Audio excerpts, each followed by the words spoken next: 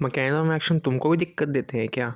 तो अब नहीं देंगे, क्योंकि this is day 1 of explaining mechanism action of every drug in pharmacology in just 30 second. तो आज हम स्टार्ट करने वाले हैं मैकेनिज्म एक्शन ऑफ नाइट्रेट्स, जिसमें आती है सबसे इंपॉर्टेंट दवाई नाइट्रोग्लिसरीन। तो नाइट्रोग्लिसरीन क्या करती है, जब हम बॉडी में लेते हैं तो वो कन्वर्ट होती है नाइट्रो ऑक्साइड में, जो कि एक्टिवेट करती है गोनाइल साइक्लेस को, जिसकी वजह से क्या होता है, साइक्लिक जीएमपी हमारी बॉडी के अंदर बढ़ जाता है। अब इस साइक्लिक जीएमपी के बढ़ने की वजह से जो इंट्रासेलुलर कैल्शियम होता है वो बॉडी में कम हो जाता है, जिसकी वजह से वीनो डायलेशन देखने को मिलता है बॉडी के अंदर।